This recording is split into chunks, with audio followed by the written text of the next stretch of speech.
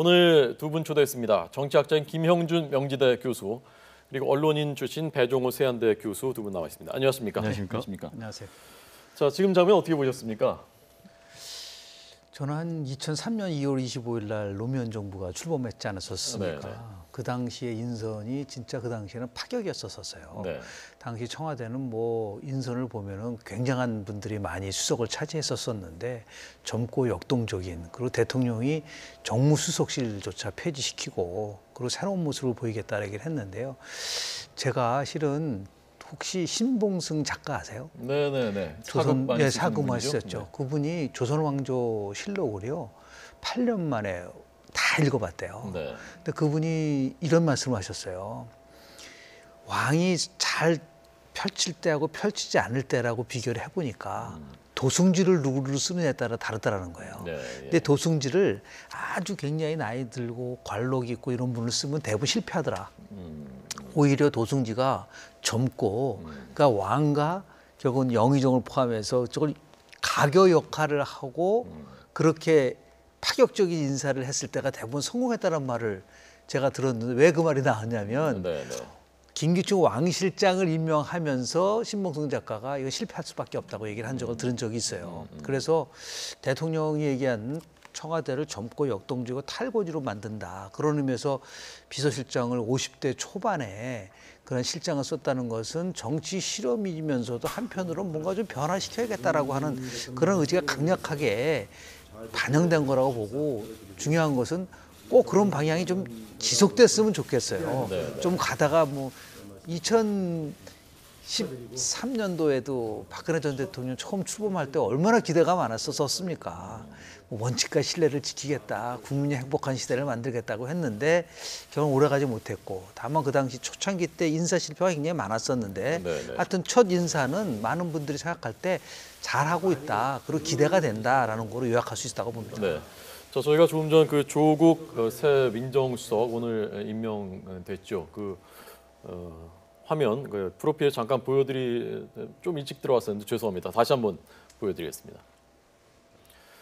자, 오늘 임명된 조국 민정수석, 청와대 민정수석 부산 출신이고요. 서울법대 잘 알려졌었던 인물이죠.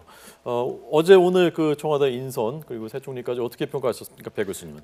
기본적으로 이제 문재인 대통령은 현 정부를 개혁적인 정부, 그리고 대통합의 정부, 그리고 소통의 정부, 이런 식으로 끌고 가려고 하는 것 같아요. 네. 그러다 보니까 이제 청와대 비서진들이 개혁적인 인물, 그리고 젊은 인물, 그리고 또 전문성 있는 인물, 그리고 대탕평 인물, 이런 것 같아요. 지역적으로 보니까 전라도, 경상도, 그리고 서울, 이렇게 충청도, 이렇게 안배가 다 지역적으로 돼 있고요. 그리고 이제 방금 교수님도 말씀하셨지만은 비서실장, 임종석 비서실장이 51입니다. 굉장히 젊은 분이고, 그리고 또 이번에 이제 홍보수석 윤영찬 수석도 이제 53살이거든요. 네. 이렇게 굉장히 이제 젊은 수석들 위주로 돼 있다. 그리고 이분들이 다들 또 그 분야의 전문성이 있는 분들입니다. 윤영찬 홍보수석 같은 경우도 이제 언론인 출신이고 또 네이버 부사장이니까. 그리고 이제 무엇보다도 개혁성이 굉장히 중요한데 지금 이제 조국 민정수석 같은 경우는 기존의 민정수석들이 다 검찰 출신 내지는 법조계 인사였는데 전혀 그 분야의 인사가 아니기 때문에 앞으로 이제 검찰 개혁, 사법 개혁을 힘차게 해 나갈 수 있을 것 같다. 그리고 이제 임종석 비서실장이 지금 오늘 야당들을 다 방문하고 있는데, 이건 이제 철저하게 대통령 입장에서는 야당을 국정 파트너로 삼아서 존중하는 그런 자세를 취하겠다. 또 현실적으로 여소야대의 소수 정권이기 때문에 그럴 수밖에 없는데, 또 오늘 임종석 실장이 같은 행보를 하는 걸로 봐서 당분간 야당을 존중하는 그런 낮은 자세를 계속할 것으로 전망이 됩니다. 네, 조국 카드 어떤 의미로 해석하셨습니까, 교수님? 비법조이면서 비검찰 인사지 않습니까? 이게 2007년도에 이호철 당시 민정수석을 임명했을 때 있었었던 부분인데요. 그동안 이제 검찰을 청와대가 진두지휘하면서 국정원만이 아니라 권력기관을 다 장악하지 않았었습니까? 그것이 실질적으로 지난 박근혜 전 정부가 실패했었던 가장 큰 요인 중에 하나라고 볼 수가 있는데요. 이제 그런 면에서 봤을 때 민정수석의 기능을 바꾸겠다라는 의지죠. 다시 얘기해서 검찰에 대한 자율성, 독립권을 주고 검찰 수사에는 개입하지 않겠다. 다만 문재인 대통령이 그동안 얘기했었던 검찰 개혁 중에서 핵심이 두 가지 아니겠습니까? 하나는 검경의 수사권 문제를 어떻게 조정할 것이냐는 문제 하나 하고요. 더 나아가서 이제 검찰 개혁의 이제 핵심이라고 할 수 있는 공수처를 어떻게 신설할 것이냐에 대한 이 두 가지가 핵심인데 이 부분은 이제 민정수석이 이제 주도해서 하겠다라는 의지를 보인 것 같은데요. 저는 조금 생각을 좀 달리 했었어요. 왜냐하면 이제 물론 이제 우리 한국적 상황에서는 필요하다고 보지만 백악관에서는 민정수석이라는 그 자리 자체가 없습니다. 저는 민정수석실 자체를 폐지시켜야 된다고 주장했었는데 민정수석실이 사법개혁을 주도한다고 한다면 저는 그건 바람직하지 않다고 봅니다. 왜냐하면 오히려 대통령 직속의 사법개혁위원회를 만들어서 그 위원장을 조국 교수가 간다는 거는 저는 뭐 100% 동의를 합니다. 그렇게 해야 되는데 청와대가 특히 수석실이 모든 개혁을 하면은 다시 반문하는 겁니다. 국회는 뭐를 하고 정당은 뭐를 하느냐. 물론 조율을 한다고 얘기를 하고 있지만 그동안의 관계를 보면은 청와대가 저렇게 모든 것을 주도해 나갔을 때 결과가 별로 좋지 않았었어요. 그 부분은 반드시 명심해야 된다. 물론 의욕은 좋고 개혁에 대한 명분은 있지만 너무 지나치게 청와대가 좌지우지한다고 하면은 지금 대통령께서 얘기한 부분들이 있거든요. 저는 굉장히 관심 있게 보고 있는데 하나는 뭐냐면 민주당 정권이다. 이거는 더 나가서 문재인 정권이 아니다라는 얘기를 했고 지금 뭐 임종석 비서실장이 지금 각 정당을 만나고 있는데요.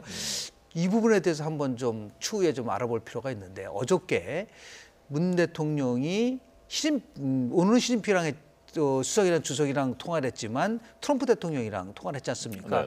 저는 자유한국당을 방문하면서 어저께 문 대통령이 얘기한 것 중에서 가장 관심 있게 들었던 부분은 뭐냐면 안보 이슈와 관련된 중요한 정보를 야당한테 주겠다 그랬어요. 그러니까 이 부분도 마찬가지입니다. 시진핑 주석이나 트럼프 대통령과 만났던 이 부분들에 대해서 진솔하게 이런 대화가 있었다라는 얘기를 한다면 그게 이제 신뢰가 쌓이면 협치까지 갈 수 있다. 그런 의미에서 보면 젊고 역동적인 이러한 청와대 인선 수석은 굉장히 좋은데 하나 걱정스러운 거는 뭐냐면 그렇다고 해서 권위를 절대로 무너뜨려서는 안 된다. 권위주의는 없애더라도 권위와 권위주의를 혼돈해서는 안 된다. 권위를 지켜나가면서 갈 수 있는 그리고 민정수석실이 모든 것을 개혁을 다 주도하겠다. 이것은 제가 볼 때는 한 번 정도는 깊이 생각해야 될 부분이라고 저는 봅니다. 역대 정부 출범할 때마다 검찰 개혁하겠다 그리고 검찰에 지나친 과중하게 권력이 쏠리지 않도록 하겠다라는 것이 늘 약속이었습니다마는 잘 실행이 되는가에 대해서는 늘 의문이었기 때문에 이번에도 조국 민정수석 체제에서 어떻게 될지는 지켜봐야 되는 대목입니다. 오늘 조국 수석의 말 들어보겠습니다. 검찰은 아시다시피 기소권, 수사권을 독점하고 있고 헌법을 통해서 영장청구권까지 가지고 있습니다. 아주 강력한 권한을 가지고 있는데 그런 검찰의 아주 막강한 권력을 제대로 엄정하게 사용해 왔는가에 대해서는 국민적 의문이 있다라고 보고 있습니다.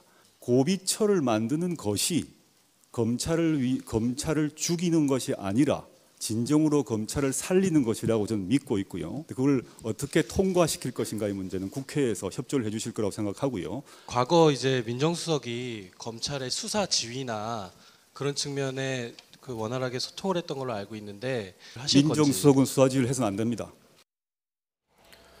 네, 홍보수석 얘기 좀 해보겠습니다. 대국민 창구이기도 하고요. 대언론 창구이기 때문에 굉장히 중요한 자리죠. 배 교수님은 윤영찬 수석하고는 뭐 현장에서 같이 취재할 때 많이 만나셨던 잘 아시죠? 네, 같이 이제 정치부 정당 출입 기자를 상당히 했고요. 이 윤영찬 홍보수석 같은 경우는 이제 기본적으로 굉장히 인품이 좋습니다. 그리고 언론계에서 인품이 좋으니까 언론계의 마당발이다. 이런 이제 두터운 인맥을 갖고 있는 그런 기자고요. 굉장히 이제 특종 기자였습니다.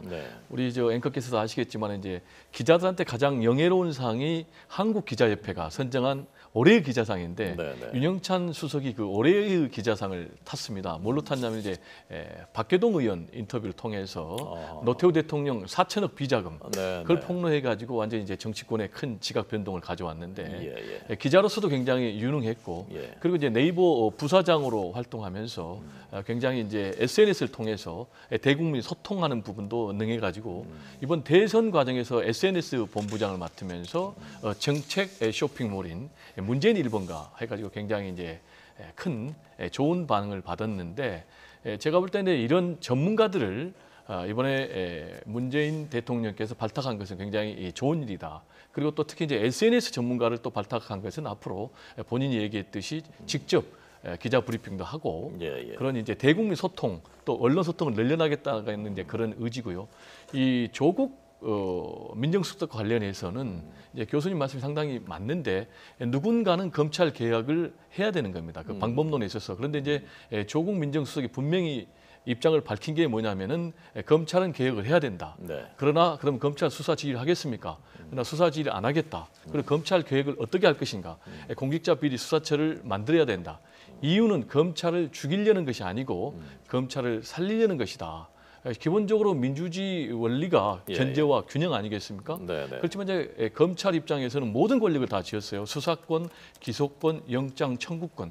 그럼에도 불구하고 검찰에 대한 견제는 없었다. 그러다 보니까 여태껏 검찰이 권력 유지의 수단으로 악용됐고 과거에 이제 권위주의 정권 시절에 사정정국을 통해서 정권을 유지하는 이제 그런 부분은 안 하겠다라는 건데 중요한 것은 공직자 비리 수사처를 만들기 위해서는 개혁입법이 통과가 돼야 됩니다. 개혁입법이 통과가 되기 위해서는 야당의 협조가 있어야 되고 이 부분도 조국 민정수석이 오늘 기자회견에서 분명히 밝혔습니다. 그건 우리 소신이고 야당의 협조가 없으면 안 되는 부분이고 그래서 야당이 협조해 줄 것을 기대한다. 이렇게 입장을 밝혔습니다.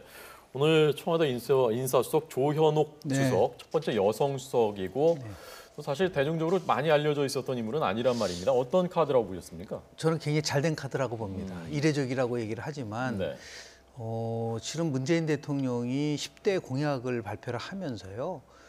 성평등 국가를 만들겠다는 말씀을 분명히 하셨고 그리고 더 나아가서 초기 내각의 30%는 여성으로 발탁을 한다고 얘기를 했고요. 저는 우리나라에서 모든 부분 속에서 지금 정치가 저렇게 퇴행적으로 가고 하는 이유 중에 하나가 실질적인 평등 국가가 이루어지지 않고 있기 때문에 그렇다고 봅니다. 그런 의미에서 보면 조현우 신임 수석은 여성계에서는 많이 알려진 인물이고요. 더 나아가서 특히 그 여세연 대표도 했고 그리고 여성정책연구와 관련돼서 수많은 연구 업적도 있고요. 중요한 것은 인사수석이라는 말이 참 매력적인 것이죠. 그러니까 우리 각계각층에 많은 훌륭한 분들도 많은데 많은 여성 인재분들이 많아요. 박근혜 전 대통령 정부 때도 보면은 10만 명의 여성 인재를 발굴해서 DB화 시킨다고 얘기를 했고 대통령도 준비된 여성 대통령이라고 얘기를 하면서 실질적인 여성의 대표성을 제고해서 양성평등을 이루겠다라고 얘기를 했는데 그걸 실은 못했거든요. 그것을 문재인 대통령이 실은 굉장히 관심을 갖고 볼 수 있는 부분인데 다만 아쉬운 부분은 어제 취임사에서 그 부분이 좀 빠졌어요. 그러니까 양성평등과 관련된 부분이 좀 빠졌는데 그것을 조금 보완하는 입장에서라도 오늘 수석을 특히 인사수석을 여성으로 발탁을 해서 했다는 것은 유리청산 기수라는 게 있는데 성격차 지수가 굉장히 낮습니다. 대한민국이. 그래서 이런 성격차 지수를 좀 회복하고 실질적인 평등 국가를 만들 수 있는 그러한 기초를 만드는 게 가장 중요한 것은 인재 영입이고 그것을 우리 조 수석이 만약에 해줄 수만 있다고 한다면 여성계뿐만 아니라 실질적으로 우리가 얘기하는 합의민주주의로 갈 수 있는 토대를 만들 수 있는 이것이 이제 스웨덴 같은 나라들이 발전 과정을 보면요. 전체의 중요한 정책 결정 과정들에서 여성이 참여를 함으로써 조직 문화가 바뀌고 그렇게 해서 정치 선진화가 이루어지거든요. 그런 좀 역할을 좀 하려고 발탁을 한 게 아닌가라는 생각을 하게 됩니다.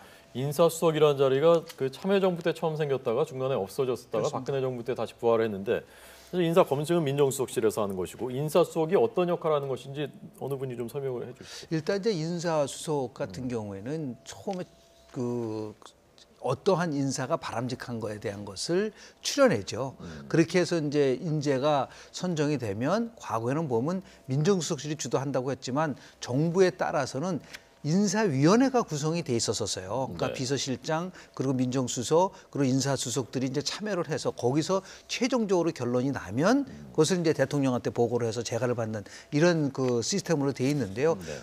제일 중요한 것은 처음에 누구를 선정하느냐는 문제가 너무너무 중요하지 않습니까? 그러고 나서 이제 검증이 이루어지는 거기 때문에 다만 하나 이제 꼭 말씀을 드리고 싶은 것은 형식적으로는 그렇게 한다고 하면서도 실질적으로 과거 정부를 보면은 이게 상향식이 아니라 하향식이었었어요. 그러니까 대통령이 낙점을 해버리면은 무조건 되도록이면은 검증을 제대로 하지 못하고 다 검증했다는 식으로 해서 하는데 이 기회에 저는 그 문재인 정부에게 조금 조언을 한다고 한다면 미국의 백악관은 얼마나 많은 인사를 검증합니까? 그러면서도 백악관의 인사 검증의 자료를 의회에다가 제출을 합니다. 그럼 의회는 보는 것이죠. 아, 이 정도로 뺏기 만약에 안 된다, 정말 잘했다든지. 이게 왜 중요하냐면 의회에다가 검증 자료를 제출하기 때문에 막 인사를 못 한다는 거예요. 엄청나게 검증을 해야 되기 때문에 노무현 정부 때 택했었던 다면 평가란 말씀을 들어보셨지 않습니까? 그때 처음 시도했었고 2007년도에 선거 끝나고 나서 2008년도에 이명박 정부는 자가평가 시스템이라는 230개 항목에 대해서 그것도 실은 미국에서 도입한 건데요. 이번에는 그런 것도 중요하지만 청와대가 인사한 검증 자료를 아주 소통한다는 의미에서 국회를 존중한다는 의미에서 국회에 해당 상임위에 제출하는 이런 파격적인 그런 것도 필요하지 않나 생각이 하게 됩니다.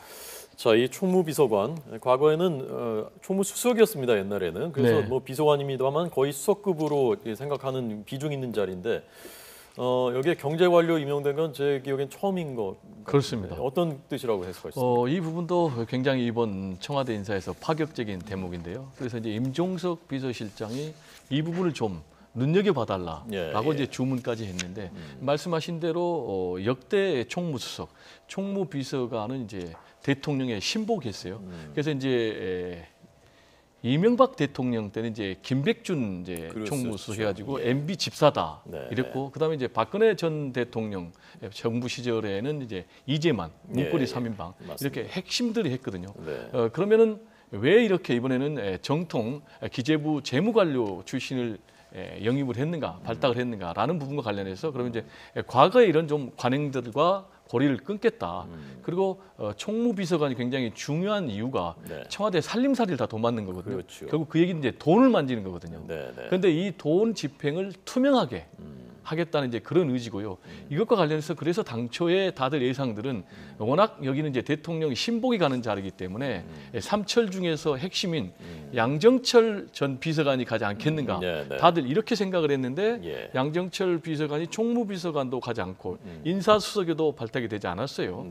그러면 이제 다들 그러면 양정철 전 비서관은 왜 이번에 기용이 안 됐는가라는 부분과 관련해서 제가 볼 때는 아무래도 지금 문재인 대통령 입장에서는 안착을 시켜야 되니까 자칫 양정철 비서관을 발탁을 해서 야당에서 또 문제 제기를 해서 잡음을 일면 상당히 부담이 될 것 같아서 이런 추세라면은 양정철 전 비서관은 아마 2기 청와대 멤버로 합류하지 않을까 이렇게 전망이 됩니다. 네, 그 이른바 삼철이라고 하는 그 이호철 전 민정수석, 그다음에 지금 말씀하신 양정철 전 비서관, 전해철 의원, 그 이호철 전 수석은 어제 그 출국했다는 몇 달 동안 나가 있겠다라고 했다는 소식 저희가 앞서 전해드렸었고요.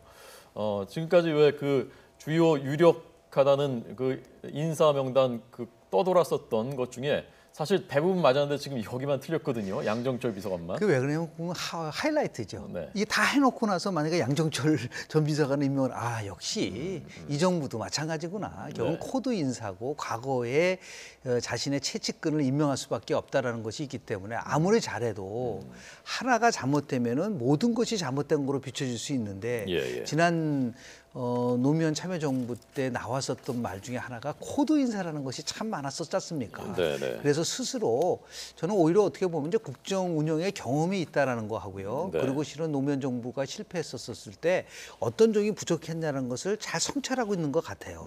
그러다 보니까 그것을 토대로 해서 인사, 더 나아가서 앞으로 이런 정책이라든지 이런 것들도 조율을 가져가지 않을까라는 생각이 좀 들고요.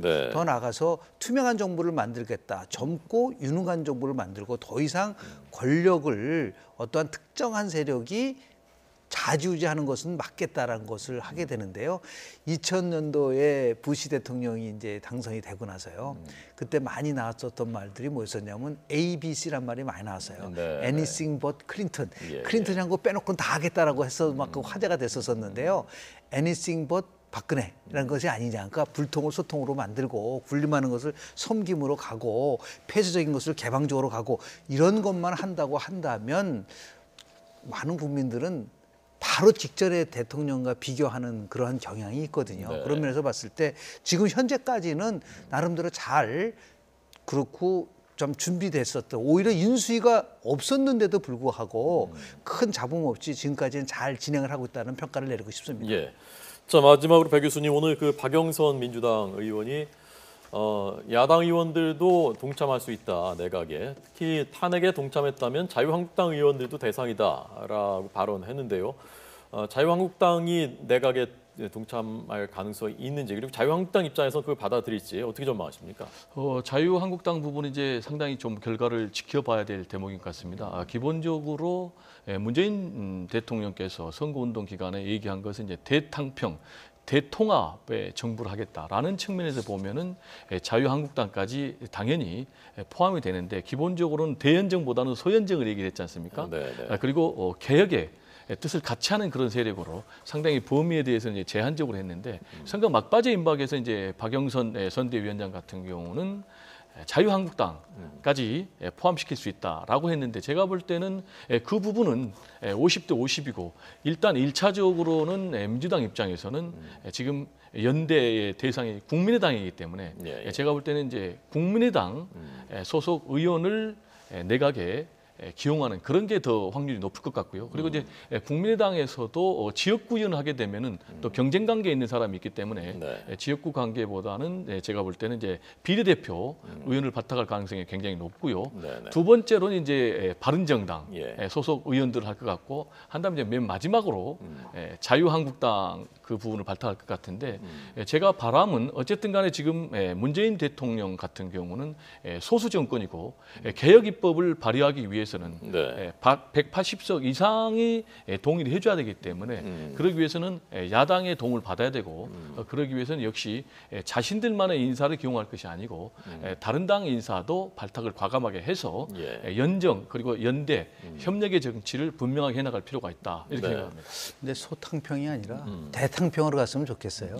소탕평은 지금 얘기하는 뭐 영남 대통령의 호남 총리, 그리고 국민의당과 지금 얘기하는 민주당, 그런 식의 탕평이 아니라 정말 저걸 뛰어넘는, 많이 얘기했잖아요. 우리가 합리적 보수와 개혁적 진보를 아우를 수 있는 대탕평. 그러면서 뭐 심상정 후보 노동부 장관 입각근 한 번 정도 고려해 볼 수 있는 다양한 형태의 큰 대탕평의 정책을 폈으면 좋겠다라는 말씀을 좀 드립니다. 예, 교수님 좀 문제는 저희가 그 자막으로 보여드렸으면 많이 거론되는 장관 후보들이 있지 않습니까?